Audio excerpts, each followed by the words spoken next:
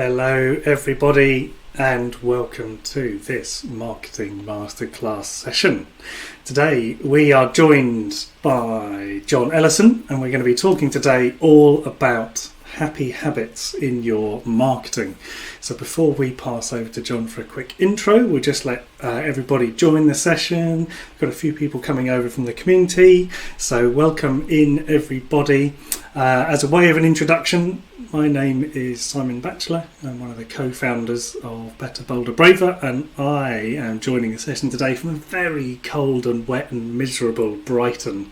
It's really not very nice at all today, but yeah, excited to be here and have some sunshine brought into the conversation by John, so looking forward to that. Francis, do you want to give us a quick intro? Hi everyone, I'm Francis Khalaschi.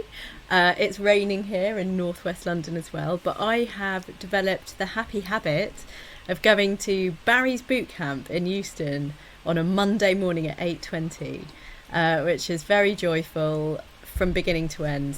Leaving the house in the dark on my own when no one else has woken up yet, standing on the train platform as the sun comes up, listening to my Barry's boot camp soundtrack as I go on the tube, and then getting out at Euston with normal people, with fabulous architecture in real London, going to Barry's, feeling amazing, having a great shower, coming home. So I won't get out now for the rest of the day probably, but I feel happy, so I'm pleased that I've developed that habit, and I'm proud to say that in front of John. So I'm all right today. John, over to you. Where are you today, and how are you?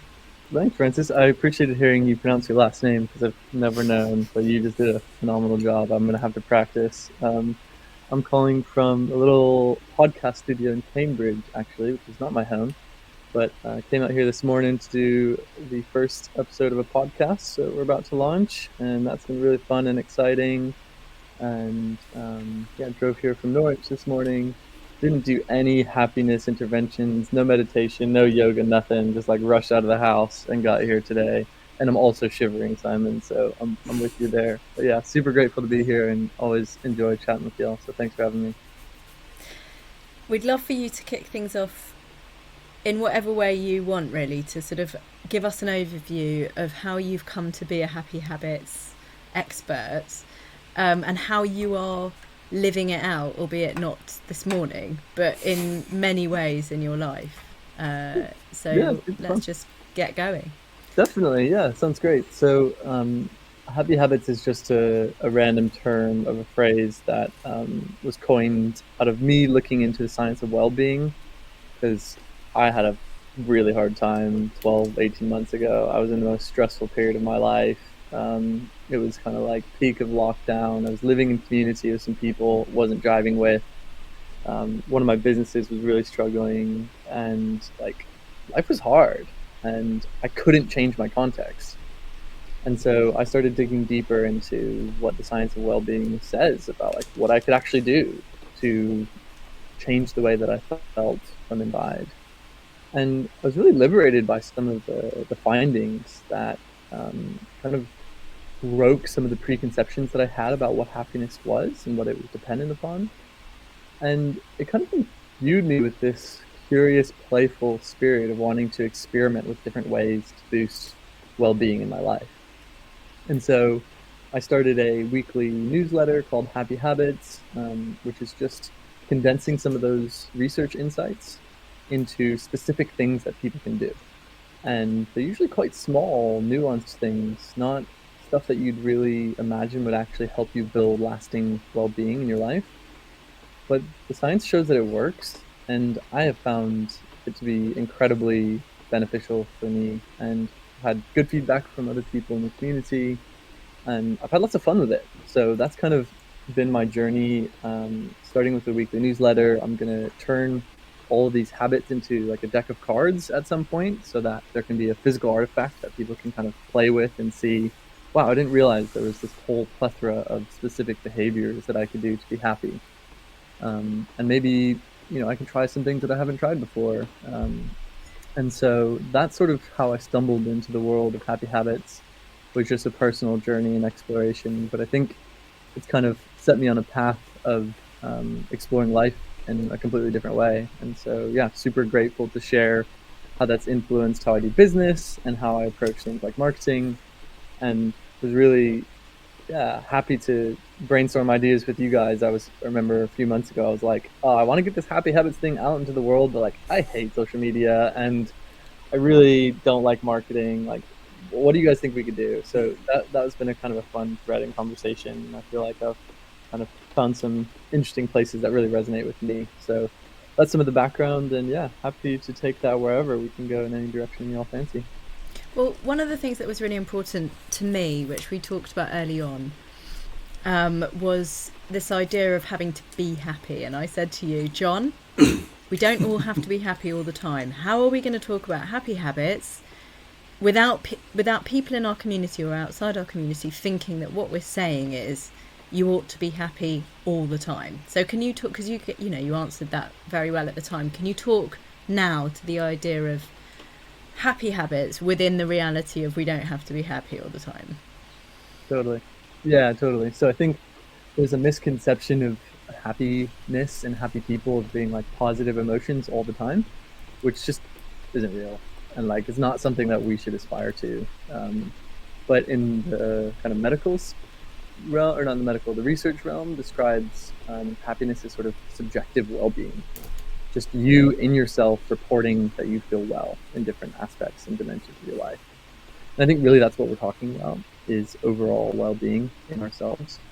And so when I talk about happiness, that's what I'm talking about. Not just the feeling of being bright and joyful and excited, which sometimes are great and associated with well-being, but there's also a kind of deeper element to this, which is about how you deal with your negative emotions, and how emotions like fear and anxiety and frustration and anger all influence our well-being over time.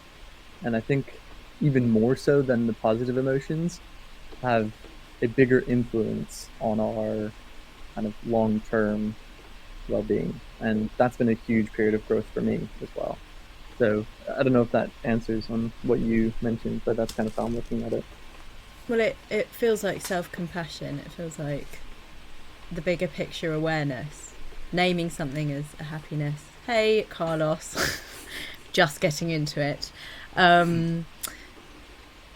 Yeah, and yet sort of being aware of, as you say, like the fact that you don't have to be happy all the time to employ happy habits. How has it helped you? Hello, hi. How has it helped you do things like putting yourself out there without feeling totally anxious and pissed off about the whole prospect of it? Yeah, I appreciate that. So I think suffice to say, like, I'm not a marketer. I don't really like the idea of spending effort to try and grab other people's attention to get them to do things. Like, I've worked as a behavior designer, and I'm quite happy with designing prompts and like specific messaging, but the actual work of getting out there and, you know, posting and all the stuff that people affiliate with marketing, paid or otherwise, like, just doesn't resonate with me.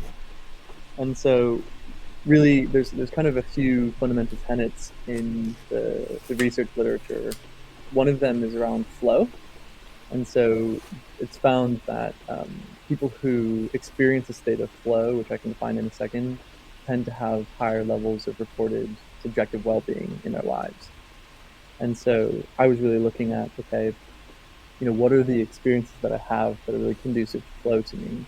And how can I make those experiences kind of naturally build presence with other people that I don't know who might be able to engage with my work?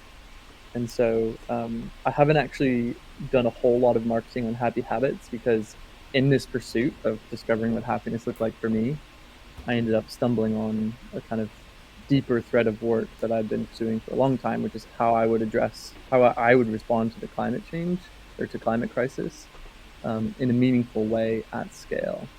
And so this kind of intersection of like, how do I respond to this thing, and how do I get other people's attention to sometimes change the behavior while also being true to myself and my own needs, and doing it in a way that, you know, conducive of flow states to me, has been really powerful. And so I can unpack some of those different mechanisms here, but I'd say that looking at flow is a really important aspect. You know, when does time evaporate at work for you or in life? When do you just feel like you don't have to think about stuff and things just happen? And how can you shape your marketing activities around those experiences? And additionally, what feels playful? You know, what feels like fun, and how can you shape marketing activities around that? And really, you know, in my mind, marketing is just about helping to make other people aware of who you are and what you're doing, and how you can potentially help solve their problems, or just have, you know, a connection with somebody that you didn't have before. And so flow and play, but also I think like ritual and rhythm have been a really interesting part of this. You know, there's a lot of evidence that shows that uh, humans, and specifically children, do really well with structure and routine and boundaries. And so, like, how can you create marketing rhythms that feel fun and playful, that help you lose track of time, but also achieve some of your, you know, goals to get out there and get your name across? So I can chat about some of the things I've been playing with, but I felt like it was important to surface some of those underlying principles that I took from the science of happiness, and embed it into the work that I'm doing. Something that you're making me think about is the idea of the opposite to immediacy.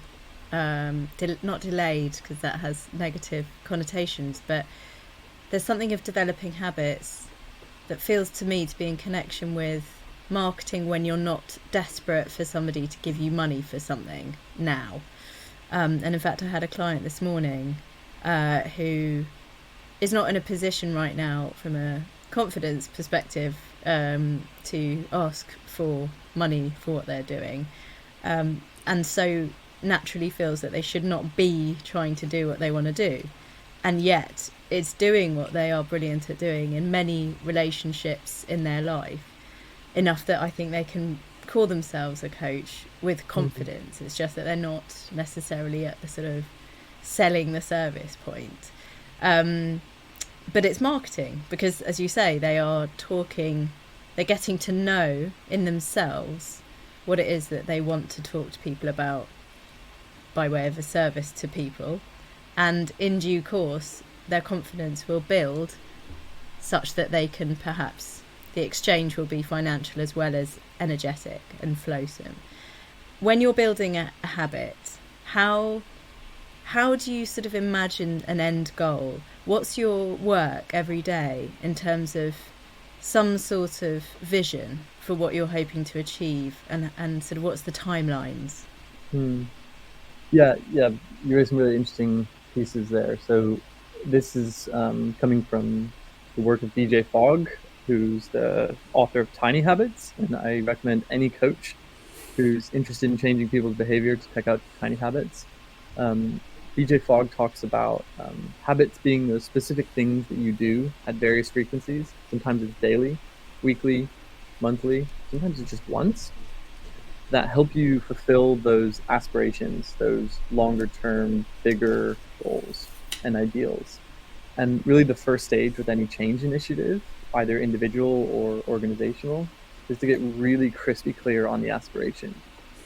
And so I think that can sometimes be helpful for people, where maybe the aspiration is like, yes, I want to make £3,000 a month with this coaching business. That might be the aspiration. You know, it might be a very kind of hardcore, concrete aspiration, which is great. But if you kind of really get to what's underneath that aspiration, sometimes it's more like, I want to feel good about myself and to feel comfortable telling other people that this is who I am. And if you can actually unpick the real emotional needs underneath those aspirations, you can build much more effective habits that really fulfill what the human is longing for than just looking at the surface. And so I would say having a decoupling of what you're looking at as your aspiration and what you think your habits could be to fulfill that is quite a useful design mechanism that can unlock a lot of freedom in coaching business and any kind of change initiative, because coaches are all about helping people go through journeys of change, right? So that's just kind of like an initial insight, but there's so much here that we could dive into. So I love the idea of actively separating the financial exchange stuff from the energy stuff.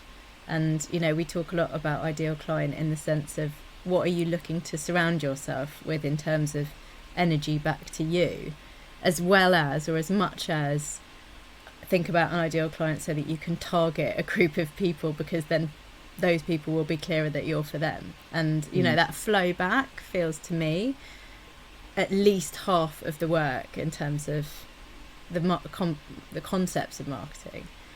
So what you're saying is kind of very much underpinning our approach, wouldn't you say, Simon, to getting ready to talk to people about what you do? Yeah, and I think having an aspiration, sort of, even if it's not concrete, it's like a direction at the very least, is really useful, especially when you're thinking about doing your marketing. Because if you just look at doing marketing, then I think people end up doing a whole load of stuff that they don't enjoy, and that's why it feels like it's really hard work. Because unfortunately, in the world of art marketing, there are other businesses that are selling you advertising, like Facebook and Google for two big ones, Twitter as well, you know, some big names out there who are trying to sell you a rather intrusive and way of doing advertising that doesn't sit well with everybody. So if you just look at, oh, well, I want to do some marketing, then I find generally people end up doing stuff they don't enjoy, and then they're like, oh, I don't really like doing marketing. It's like, well, yeah, because you're doing the really rubbish bit of it that makes everybody feel a bit sticky and Whereas if you've got an aspiration, which is, I want to feel more comfortable about telling people that this is who I am and this is what I do and this is what makes me happy, then Facebook ads just feels like a really weird thing to do. Whereas building a mailing list, having conversations, making videos, writing blogs feels much more in line with that, feels more in tune with that, and it feels like that's actually going to serve not only my purpose, but it's also going to help serve the people who are listening and watching and engaging with that content. And that's where marketing, I think, starts to feel more fun and ultimately more happy, if we use the embodied term of happiness that we set up at the beginning of this conversation. Or relaxed, as Craig says. You know, relaxed. Much more chilled. Yeah. Less desperate. Yeah. You both having that insight bestowed and gifted to me was a real blessing, because I fell into that trap of like, oh, marketing sucks, I hate it, you know. And just that generous heart spirit which you gave just then, Simon, really unlocked a lot for me. And I can describe some of the specific things that I started to do in that space, which really unlocked a lot of joy and learning and insight for me. And also, like, you know, over a very short span of 6 weeks, I've somehow found myself at the epicenter of two very big spaces, and having really interesting growth. So I'll segue briefly to say that in working on Happy Habits, I was looking at the climate crisis, I was also looking at crypto, and I just saw this link up, like two little puzzle pieces, like climate change and crypto.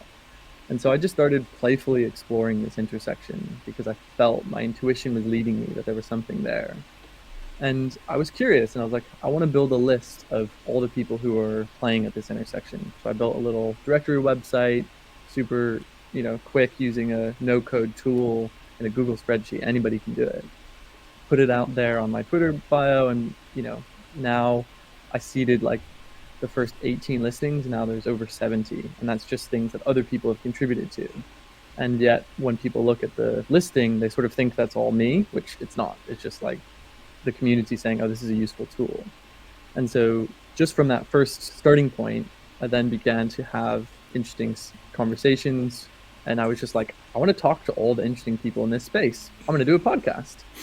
And just in setting out that intention of like, I want to talk to these people, I want to learn the stories and dig underneath the protocols, it kind of elevated me in the space of climate x crypto in a way that wouldn't otherwise have done before, had I not just stepped out there and said, I'm going to do this thing.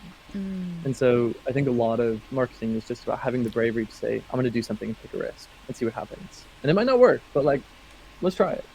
If you're enjoying it, it doesn't matter. Like, you're just capitalizing on the opportunity to record the amazing conversations that you're having with the people that you actually care to listen to and have a conversation with. And then and the byproduct is that lots of other people are going to be interested in those chats. So Exactly. Yeah, and a I bit like what get we're to have doing fun now. along the way, and the capturing of it's not, not that hard. So I think that's kind of an interesting thing of just how this has all evolved. And I know people just say, "Oh, go and do a podcast," because that's what people do. But it's like, go and talk to people. That's at the heart of it. Is have interesting conversations and learn and share what you've learned. And I think so much of marketing is about sharing what you've learned along the way in a way that acts as a kind of artifact for yourself, but other people find valuable. And it's phenomenal how often somebody takes a little snippet of learning that you've communicated and then thinks of you as some source of authority. Like, I'm not an expert on happiness or habits, really. And yet, like, I put these two worlds together and suddenly people perceive you as possibly more of an authoritative source than you are. And that's something about marketing, is building trust, getting your name out there, making people trust you as a source, and then just engaging with them on whatever basis of value that you want, that you think you can provide. But I think kind of de-risking it to say you don't need to be perfect, you don't need to have all the answers, and actually just the act of having an external perspective with some different learnings can provide a lot of value for a lot of people. And it's sometimes just the feeling of being known and being heard and being seen that can propel somebody from a current state to a future state. And so I just thought those were a couple interesting insights along my little path of playing with ways to get my name out there and seeing what happens. I think for me, it's about showing that you care enough. You care enough about crypto and climate change that you are doing a podcast. You care enough about happy habits that you've created a newsletter. Carlos and Lawrence care enough about happiness as the root for your business planning, so they've created their community. We care enough about coaches being able to put themselves out there with confidence and self-compassion and purpose and direction that we've created Better, Bolder, Braver. Someone cares enough about medieval English theatre that they've done a PhD in it. I've got a friend, literally just described her. She's unique. We're all quite unique in that we care a little bit more than someone else, enough that we've done this thing. So when people want to come to us, to listen to us, it might not necessarily be that they are pinning on us that we are the experts and everything that we say is going to influence their entire lives, but they want to be in our energy because we care enough about the thing that they fall into the sphere of. And so they can be sure that in our company, what they're bringing is of great interest to us. And so that's enough, isn't it, for someone to kind of want to be in your world. Yeah. I think there's that interesting quote I heard. I don't know who it was from, so I'm going to leave it unattributed for the internet to solve. But it was that everybody's interesting when they're interested in something. Really nice. And I think it was a singer. But anyway, it was a good quote. I was like, oh yeah, that's true. And you've only got to go onto YouTube to find that is true, because there's so many people making content about stuff that is just no one else is going to make content about. And I think that's wonderful. And I think when you're a coach, even if you're doing the same thing as other people, so if you're doing kind of, I teach teams how to do this, or I teach teams to be more confident, or leaders to be better leaders, or I teach managers to get teams working together, arguably there's probably going to be a lot of people out there who are doing the same thing. But there's going to be something that you do and something you're interested in and something that makes you tick, that gets you excited about making teams work together, that you can write about and you can make content about. And you don't have to make content about it forever. It's not like if you say, right, I'm going to make a leadership podcast and I have to now make 52 episodes per year for the next 10 years. It's like, no, you can just make 6. Like, that's fine. And then stop or not. It's like this expectation I think people have. Sometimes it can be the thing that they use so they don't have to do it. It's that little barrier, and everybody does it. It's even we do it. Everybody does it. But I think what's interesting is when you look at your Happy Habits newsletter, it's like your proposition is very simple. It's I'm really passionate about this. if you'd like to hear me talking about it in a passionate way, then pop your email in here, and that's exactly what you're going to get. And there's no more to the proposition than that, really. But in doing so, you make it a very attractive proposition for people who are like, that's really interesting. I would like to hear someone who is interested in that talking about it in an interesting way, because I am also interested in it. And I think that's a great way of building an audience. And I think it's clear, because there isn't necessarily a very, let's say, concrete end point for the Happy Habits newsletter. I hope that's all right me saying that, but like, there isn't, it's not like it ends in a, $30 add to cart at the end of that process. There is no kind of, once you've been on this, there's no workflow behind it. You're just at that building an exciting stage, which I think is really exciting. Yeah, and I've been interested to see for me how it acts as an accountability measure for my own investment in what I care about, which is learning more about what I need to do well. I was just going to ask you, because Carlos has posted a couple of things, both of which I think speak to this idea of like, if you're not 100% sure about something, or if you're scared about it, and you're not sure you want to be seen doing it, my question to you is how can you give yourself permission by way of daily habits to continue to do that investigation work and share it, so that you're not kind of super scared about what other people think about it? And I think Simon's just answered it. In fact, it's kind of, the invitation is simply, I'm going to be doing some research, I'm really, really wanting to geek out on this.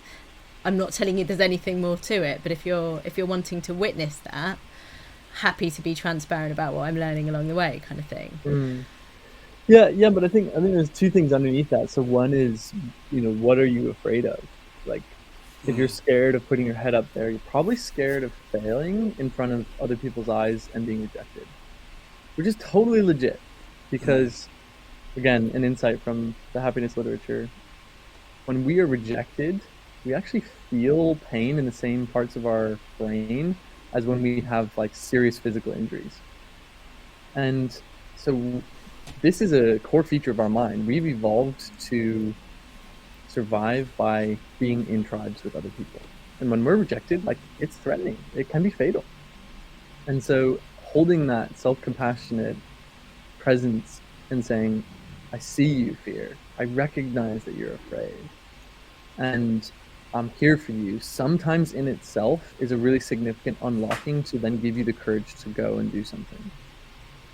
But oftentimes we don't allow ourselves the time in the presence to look at the fear itself.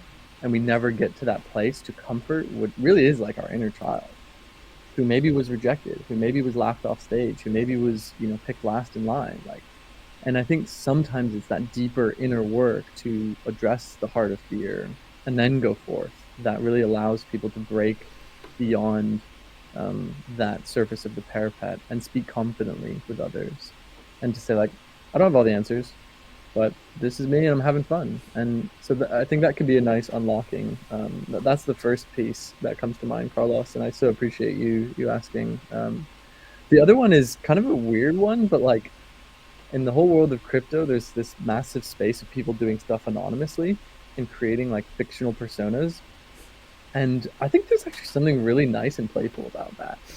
Of like, if your name, your story, yourself is afraid, like, what if you had a character who is also like a cat or a penguin or like a robot who was just really interested in this particular thing? Like, how playful, how weird, how fun could you get as you create this like fictional version of yourself you're sharing? Like, maybe some people need that protective element of a persona. And, I don't know. I think there's a lot that we can do in the world of the internet to try new things and be playful and get new ideas out there that hasn't really been explored yet. It's really, is there a balance between accountability and support? Are you getting people to put stuff out into the world whilst also acknowledging that it's hard, but not letting them off? I like the protective element aspect of it. I feel like that's kind of what community serves, both accountability and support, encouraging people to put stuff out into the world and acknowledging that it's hard. giving them the sense that they can do it and it's going to be okay. I was going to ask John earlier, what do you think the opposite of fear and shame and the things that you were describing as being what might be really scaring you about putting your head above the parapet? Because I think I suffer, as it were, from whatever the opposite is, and I sometimes am invited to get back in the box. You don't need to talk about this so much, or like, aren't you scared of what people think about you? And I don't know, I don't experience that bodily. Like, I think whatever the tribal thing that you're describing, which I'm terribly interested in, which is if you're rejected, it can actually be quite dangerous because people are going to chuck you out the tribe into the forest. What is it about me that's kind of not really worried about that? I don't know. But you got to be friends already. Pardon?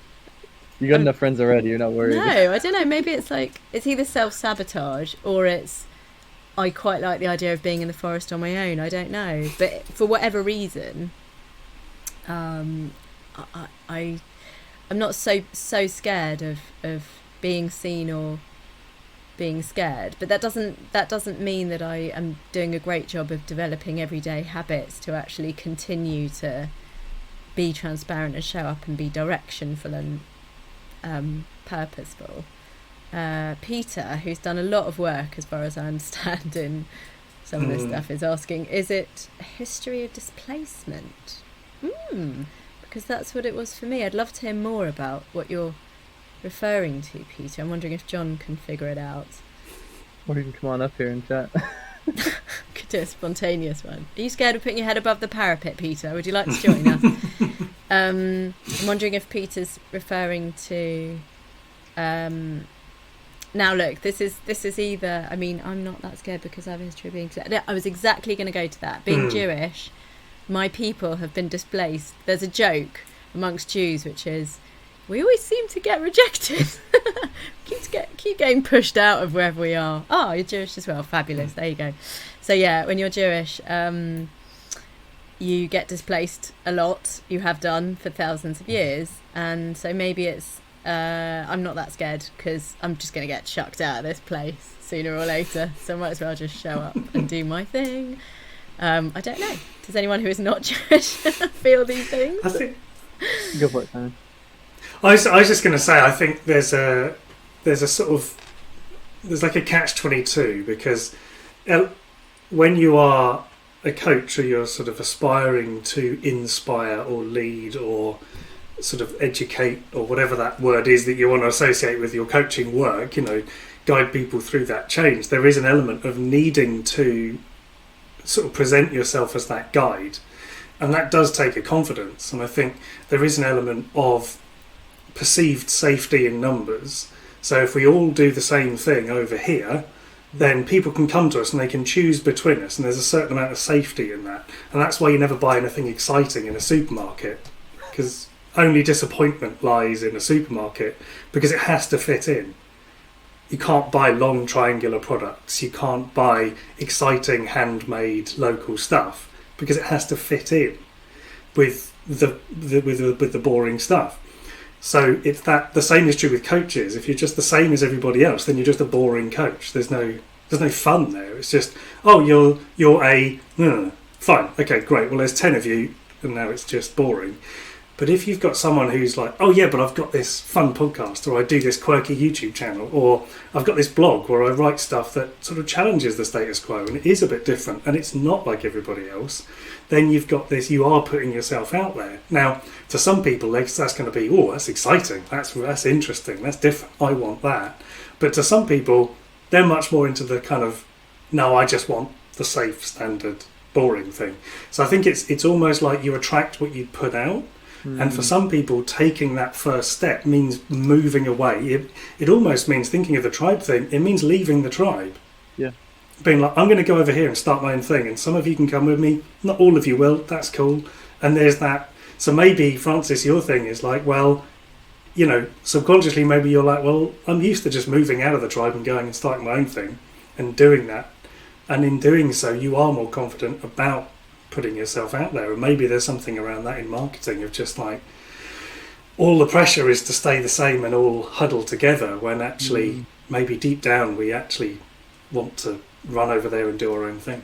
And yet I'm petrified of being different. So create unique content is definitely not my vibes, and I wear beige jumpers and stuff like that. So I just do like to blend in. I don't know why this has turned into this, but the pressure thing is, so to be conscious of pressure, I think, is to not be able to develop habits that push you. I think what we're talking about here is self-awareness, because when we talk about habits, we're talking about being aware of wanting to get to somewhere else and having the self-compassion to know that we can only get to where we can get to, as opposed to wanting to be someone else. And these are brilliant. Jews wear beige jumpers. Yeah, John, help me here. What am I talking about? Yeah. So I think I might take that a little bit around. There's a theme here of like, some people find it easier to take risks and put themselves out there than others. I think you're right, Simon, and some people have asked around like the element of conditioning, whereby I changed schools like 4 or 5 times when I was a kid, and was always the new kid. So I knew what it was like to be alone and to not have friends, and I also knew what it was like to make friends out of nothing. And it was a skill that I learned, right? To stand out in the open and not feel safe. And it took time to be comfortable with that feeling. And so similarly, when I plopped myself in Israel in 2011, not knowing Hebrew, walked into this grocery store and literally didn't know what anything said because all the characters are different. I walked away with tuna, but it was probably cat food. And like, I ate it and I loved it because I was so out of my element. And I was so forced to grow because I was basically like a toddler. You know, I knew nothing. And I think out of that experience grew a principle for me where if I had an opportunity that I felt like could make me grow, but I was scared of it, I had to do it. And it was just a rule. It was like, oh, this is something that's going to make me grow. And even though I'm scared as shit, like, I have to do this. And like simple things like getting in cold water or having cold showers can really help flex that discipline muscle. Because it really is a matter of self-discipline. It's like, I know this cold water is going to be so intense. I know that going on stage is going to be so scary. I know that starting a podcast is going to be, X, Y, or Z. It's like not that dissimilar in many ways. So I think there's specific things you can do from a habitual basis that build up your willpower muscle and help you find comfort in discomfort. And that's a lot of what Wim Hof talks about, who's the crazy Iceman from the Netherlands who got me into cold water and like weird breathing and stuff like that. So if you're one of those people who finds it scary to put yourself out there and risk being rejected, totally get that feeling. Try some cold water and see if you can make a routine out of cold showers and like build that discipline muscle to just look at something scary and do it anyway. So funnily enough, the other habit, Carlos was not here for when I mentioned this morning that I have now developed this habit of going to Barry's boot camp every Monday morning. But it's not just the going, it's the journey and the sun, getting up in the quiet, in the dark, and the sunrise and the music and the tube and London and then Barry's boot camp, then the shower.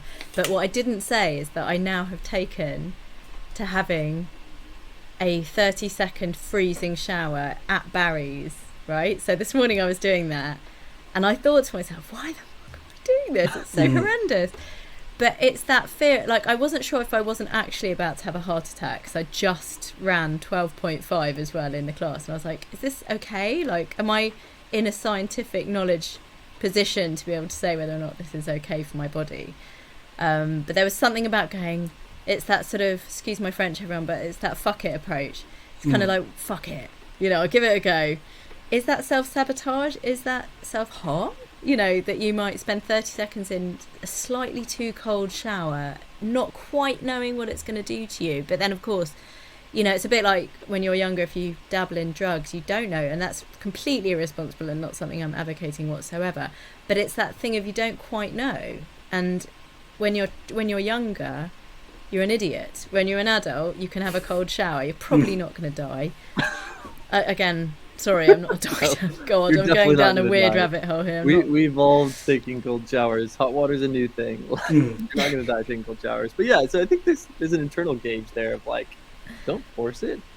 But also there's a difference between not doing something because it's uncomfortable and not doing something because like it's genuinely dangerous. And the world that we're talking about is just uncomfortable, basically. Marketing, putting your shit out there, like it's definitely social pressure that you're facing, which you can address. And I think, the idea of using your existing habit of every Monday going out to Barry's boot camp to start your next habit of doing a cold shower is a great start. And similarly, people can kind of snowball marketing activities that feel genuine to themselves off the basis of one small step. You don't have to go out and do the biggest thing. Sometimes you just do a small thing that you do regularly that feels good with your values, that seems like it's a good fit, and that you believe will have an impact in growing your audience and getting more people to know about you. And as long as you can start somewhere, I think it's much better to be wrong but get going than to not get going at all. Yeah, I'd agree with that. And I think there's definitely something in that is that kind of looking at something uncomfortable and going, no, I'm going to do that. Because I think, especially if you're looking to get people to trust you, then you need to show that you have that kind of empathy and authority. And it's all very well to stand here having had warm showers every day this year and go, well, I know you're feeling stressed and I think warm showers would work. I don't do it myself, but I think you should be doing it. Like, you can't, people who do that probably don't get many clients. Whereas Wim Hof is like, yeah, I'm all about cold water. I'm all about breathing. So when he tells you about breathing in cold water, you're like, well, he's telling me this while sitting in an ice bath while doing the breathing exercise. I get it. They know what they're doing. So never together, never ice bath and breathing. Okay. And not being someone who's done it, but I don't. You know what I mean. There's this sort of, I think there's this thing of, if you're saying, well, I help leaders inspire teams, but you can't find me on YouTube, I don't do a podcast, and I don't have an email newsletter. It's like, okay, so whereabouts do you do any of this inspiration? Whereabouts do you do any of this leadership? Yeah. It's like, if you're not doing it, even if obviously as a coach you don't have a big team to lead, but there's other ways of sort of demonstrating it and walking the walk, as it were. If you're always talking about it and being interested in it and interviewing people about it and just are the person to go to about it, then it just builds that trust, and it is that authority that you need in order to build trust and relationships. So it feels like what you're saying is identify what it is that you're telling people you're an expert in, or that you want to be seen as an expert in, or that you want to develop the skill of being an expert in, and then think of an equivalent marketing tiny habit that allows you to embody what being an expert in that thing looks like on a sort of meta level, so that people can see you doing it out loud, doing the thing that we talk about. If you're a good coach, in theory you can be a great marketeer, because marketing is about asking really sort of compassionate, empathetic, penetrating questions that get people to move from one stage of consciousness to another, or build habits that they may not have been able to build without you. And if you can, so that's coaching in your marketing practice. So it's being more specific. It's what kind of coaching approach do you take, and how can you then market in that way to show people that you're not just words and all mouth, maybe. Yeah, and I think sometimes also there's this element where people lack the confidence and aren't wanting to get out there because they've chosen the wrong niche and they're trying to be somebody they're not. And I've felt this before in my life, and sometimes that little voice that's like, I'm scared and I'm afraid of rejection, and that imposter syndrome is like really amped up, is actually telling you something, which is, this isn't you. You're not in the right space. And so it's important to listen to those signals, because there's a difference between growing into something that really plays to your strengths versus projecting yourself in something that actually isn't fitting for you and your values and your character. So I think one of the principles in the science of well-being around understanding your strengths and playing to them is really important in all of this, in terms of what niche you decide to approach and how you decide to position yourself in that niche. And so for me, looking at the climate crisis as it's not even a niche now, it's like, everything. In my mind, I knew I didn't have the confidence because I didn't understand the subject matter. So like I did a 12-week boot camp and addressed that underlying lack of experience. And along that process, I just started writing about everything that I was learning and taking notes and tweeting it. And like now within the crypto space, I'm seen as, somebody who knows a little bit more about the climate science than most, because I've just done the work to do the learning and use the learning journey as an opportunity to demonstrate authority. And so it's like, you don't have to have all of it together, but if you can go on a learning journey and take people with you, then you're demonstrating the authority in a space while you're building it. And I think that's a really powerful combination. Like, you don't have to have it all figured out. I don't have a degree. I'm not a PhD in anything. And yet you can build authority just by learning and sharing what you're doing along the way. And that to me, because my number one skill is learning, is a great habit. But for somebody else whose number one skill might be something else, like, you just want to try and identify what your strengths are, and play to that in whatever journey you're doing, and be authentic about what you need and what you don't. Not everything works for everybody. I love that. And the tenacity thing, you're making me think of the idea of commitment, and I can't find it, but Lawrence, who is the co-founder of the Happy Startup School, along with Carlos, and who is not here, but perhaps Carlos, who is, can help.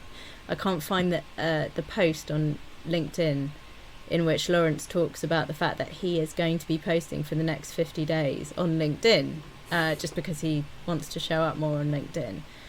So he's giving himself permission to post something every day, to the point where it doesn't have to be profound. A bit like Seth Godin has committed to posting on his blog every single day. And it's the only email that both Simon and I actually read every day, because it's very short, very pithy, and usually useful. But sometimes not, and he's okay with that because he has to post every day.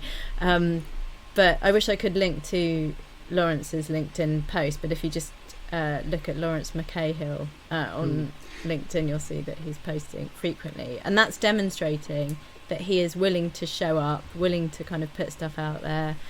And, to Carlos's point, if you don't know what you're doing, what's the problem? And like John said earlier, is the problem that you care, that you're not looking like you know what you're doing. Some of us don't care that much about looking like we know what we're doing all of the time. And so what it shows is this person is not pretending that they know what's going on all the time. But also, like, design your life according to your needs. Once you figure out that something isn't for you, that's a great resource to know what to do next. And you probably wouldn't have learned that without trying it. And so learn by doing. And if you can learn the skill of being confidently vulnerable, then, like, great. That holds space. And totally, Craig, nobody really knows everything. The sooner we can all embrace that, the better. I totally know what I'm doing. I just know that it's not, like, some sort of unusual expert thing, but because I'm very happy to rock what I'm doing as being good enough, maybe that's exuding the confidence required for people to be happy to hang out with me. Because I think the question is what you know about what you're doing something that you think is special? Because if you think it's not special, then is your question to yourself, why are you even bothering? And that's about perfectionism. Right. With the 10 minutes left, I would love to touch on some of these specific marketing tactics and stuff that I've been learning in this space, if you guys think it'd be useful. Please. There's some pretty niche things. So the weekly newsletter is one thing, the podcast is another. Those are kind of all traditional. I've really enjoyed holding a weekly Twitter Spaces. The Twitter Spaces is like Clubhouse, but on Twitter. And it's been really amazing, just basically saying, I'm interested in this niche. I'm going to hold a conversation at this date. Is anyone, according to this hashtag or this, community, want to join? And, super informal, but it has catalyzed something in the community where now a bunch of different startups are holding weekly refi community hangouts to talk about this intersection. So Twitter Spaces can be a really fascinating vehicle, and I don't really do that much talking. I just basically ask people questions, and hold space and facilitate. And just by nature of being the host, people associate that, like, I know what I'm talking about. So Twitter Spaces is a really interesting vehicle. But I also think like this whole emergence of memes and symbolism as a kind of mechanism for branding within these different niche markets is quite fascinating. So like, you know, you've seen people on LinkedIn have these kind of circular rings around their profile image saying like open to work, say. And the crypto world has really doubled and tripled down on this kind of stuff, where like each crypto community has these different emojis that represent their ideology, right? And you can say, I'm sort of a part of that tribe by using those memes and those emojis, which on the outside sounds kind of dumb, but if you can create like an idea or a few ideas that represent something powerful in the world of change that you want to create, super niche, and allow other people to self-identify with that through just putting an emoji next to their profile or whatever it is, then you can kind of create these viral mechanisms for self-propagating growth just by making it easy for people to say, yes, I understand what this means and I want to be a part of it. And then there's this kind of human nature where we just want to bring people into what we're interested in. And so I think looking in the space of marketing, like some of those tactics have been quite fascinating for me. Not always applicable to everything, but I thought I'd mention it as a couple things that came to mind in case it's, you know, sparking ideas for anybody in the space. Thank you.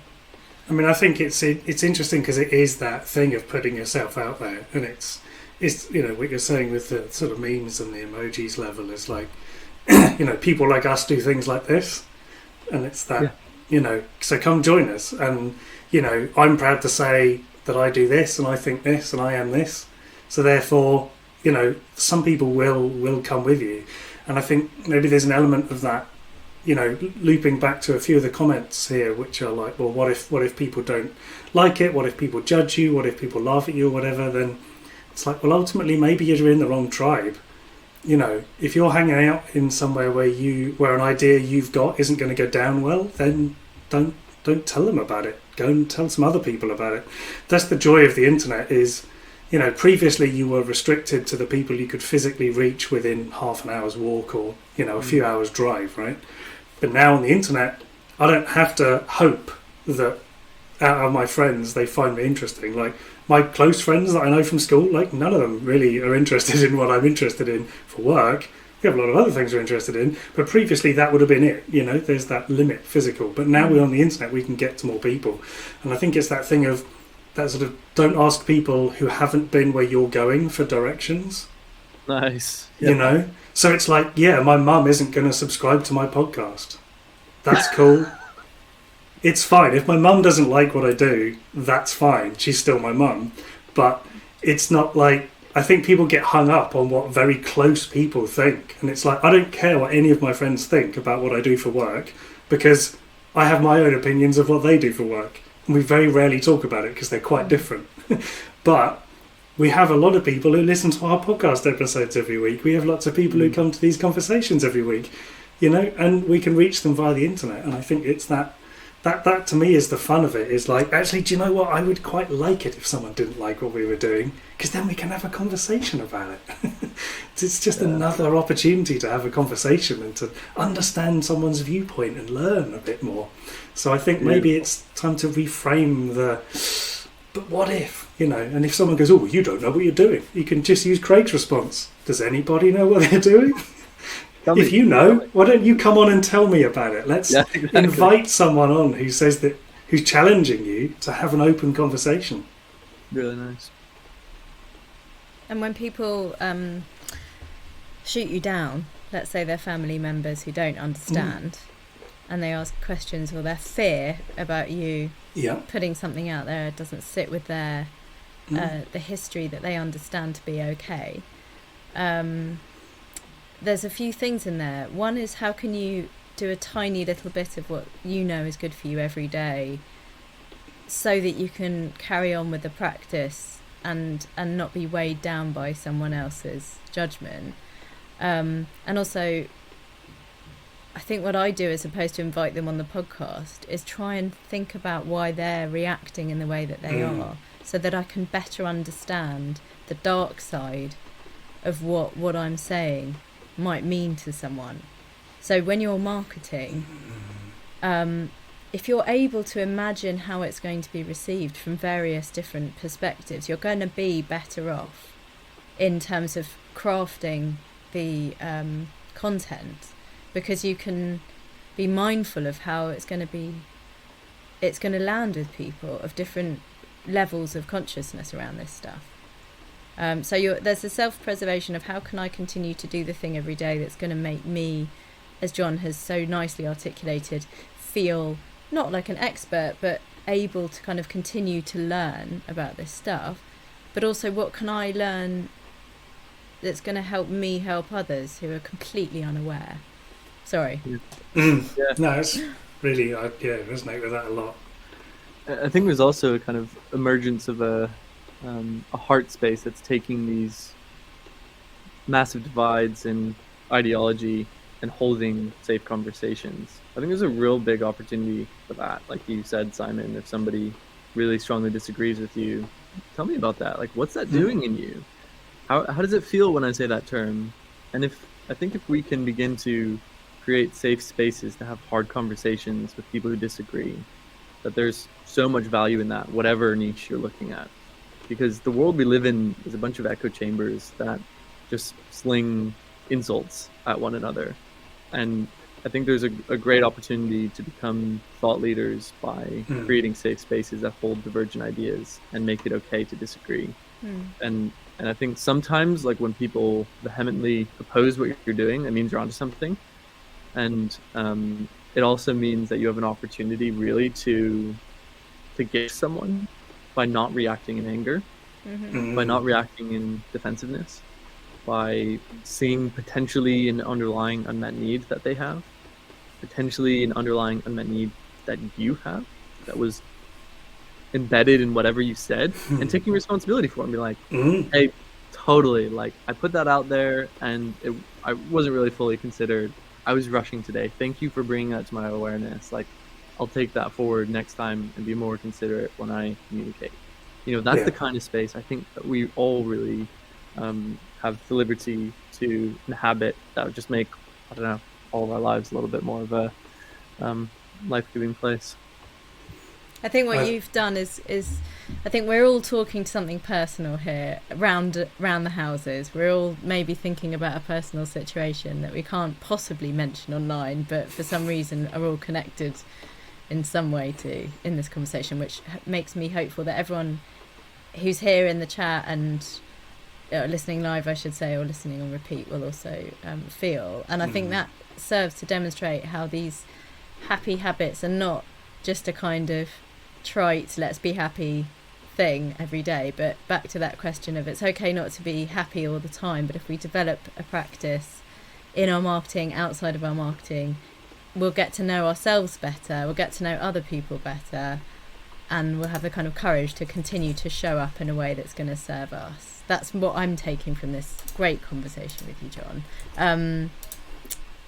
Have you got any final thoughts? And also, can you share with us where people and how you'd like for people to see you these days, Sure. in your various show uppings? So just as a recap, the science of happiness shows that making lots of money or being super successful doesn't make us happy. Happiness is rooted in a heart of gratitude that recognizes the small things in life, that's based upon genuine connections with people, friendships, conversations.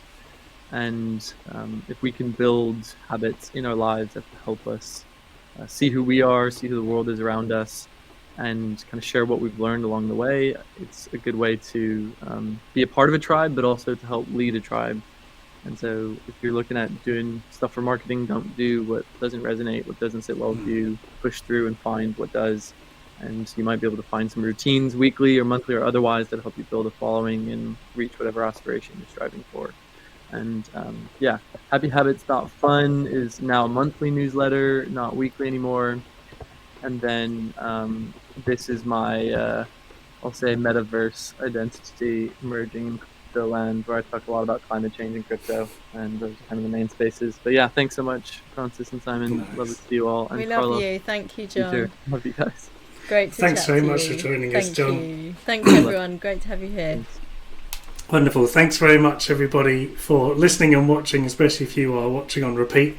Do join us for future conversations. We are loading in all of our 2022 conversations right now. So do click up in the corner and register for future ones.